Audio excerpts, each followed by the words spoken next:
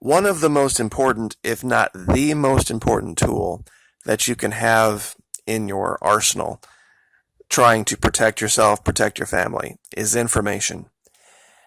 However, these days finding accurate, unbiased, timely information on the internet is very, very difficult. I have found a website that has time and again proven itself to be accurate, to be vital, and incredibly important in discerning what's coming down the road. Sometimes people ask me, how did you know about this a week before anyone else was talking about it? How did you know that this was going to be an issue? Well, honestly, it's this map, globalincidentmap.com. And it's just like it sounds in the upper left. Anyone can go there. There's two versions. There's the free version. The information there is about 24 to 48 hours old. I have the $20 a month version. That's totally up to you. And my information is about, 3 minutes old. And it's from around the world in real time. Now, the version of this map that you're looking at right now is terrorism and other suspicious events from around the globe in real time as it's being reported. Now, down here below, though, there are many other different versions of this that you can look at. You can look at an Amber Alerts map. You can look at forest fires. Recently, I've been looking a lot at disease outbreaks. I'm going to go ahead and open that up in another window over here and show you what that looks like.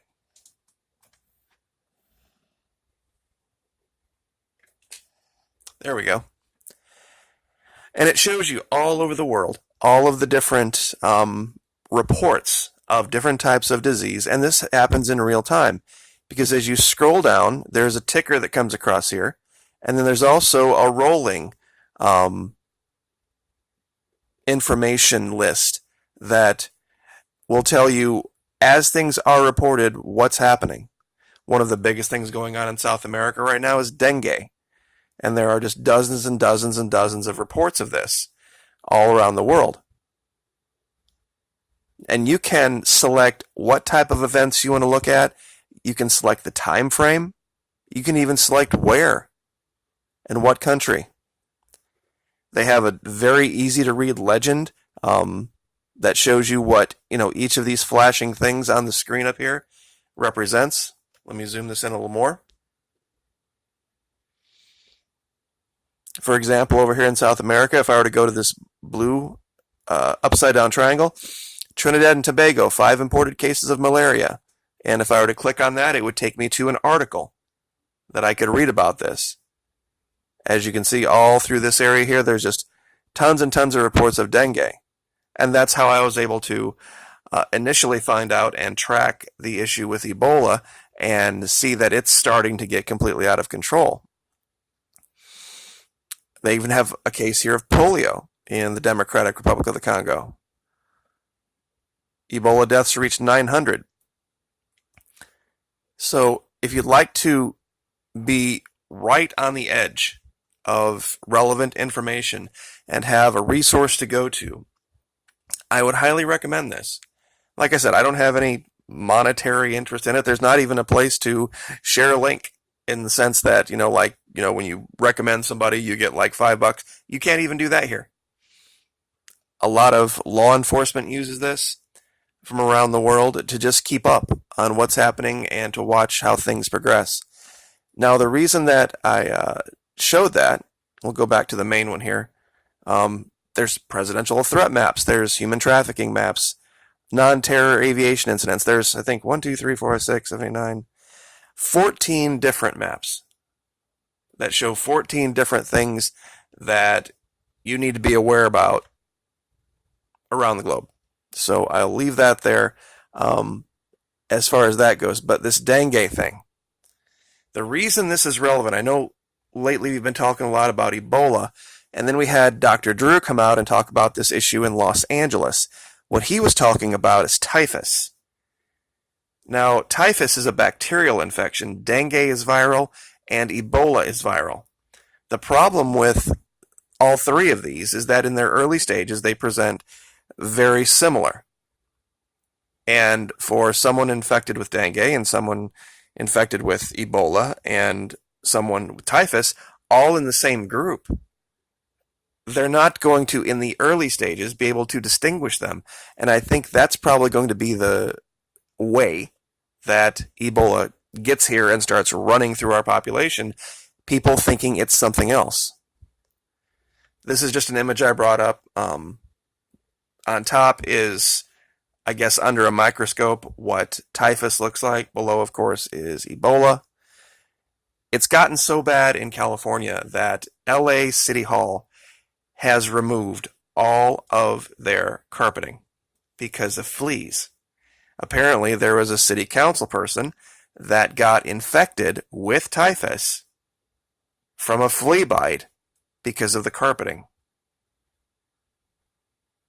You just can't make this up. It's insane, and they're saying it's going to get nothing but worse. And while most of the cases might be typhus, it's only going to take one. It's only going to take one. And I'm with you guys in the sense that I know a lot of you think that, because I don't like the current administration, that I disagree with everything he says. The wall was always something that was 8 to 10 years out. I was all for closing the border and especially using the military to do it. Absolutely for that. Not in the sense that you should go down there with military forces pretending that there's Red Star tanks or some major military invasion coming, but absolutely putting people down there to shut the borders down. The biggest problem is the trucks, guys. It's not the people ambling across the border with the backpack. It's what's coming across that's not even being checked that can get into the heart of our country. I mean, somebody in one of these trucks coming up through Mexico can, with a full load of fuel, can make it all the way to, Des Moines from Texas, and probably not have to stop. You see, that's going to be the real threat. And this is just a progression that I showed of Ebola from days 5 to 9 of infection, fatigue, headache, fever, chills. That describes literally everything. Day 10, high fever, vomiting, blood, rash, passive behavior. That's an interesting thing, that passive behavior thing. I had not heard that about Ebola. And then by day 12, it's pretty much over. And the timeline for those other two, dengue and typhus, can be much longer. So the reason I brought this map up shows you all of the states that have airports that service Africa. LAX, Sky Harbor in Phoenix, Dallas-Fort Worth in Texas, Miami International in Florida, Memphis in Tennessee, of course O'Hare in Chicago, and then Newark and JFK in New York. And I mean, so they can get anywhere, and I'll bet you anything probably up in Washington State. I'll bet Seattle does. Or Vancouver, British Columbia for sure. So if you want to keep track, if you want to have this information yourself, just like it sounds, globalincidentmap.com, all small, no spaces, globalincidentmap.com. And like I said, totally up to you. The free version, the stuff is 24 to 48 hours old. Still better than our mainstream media, by far, the 24 to 48, because the reporting is from around the world, even local papers and from India. You can get articles from Central America. You can get articles from Europe as they are written and as they are posted in real time. So you can know about something before it even hits Reuters, hits the Wire, hits AP, and you can be looking at this and you can be, making your own judgments. And like I said, it's totally up to you what particular event you want to look at. Food and medicine incidents is actually a pretty important one. This is about food poisoning. This has to do with animal herds. Of course, presidential threat map, that's pretty clear what that is. Border security issues, and this is all borders, not just ours. Terrorism event predictions is another very cool map. Quakes, if you want to see a real-time map of earthquakes, where they're happening, when they're happening, and like I said, disease outbreaks. Let's go ahead and we'll pull up earthquakes and let's see what we get. Okay, this one, let me zoom it over here.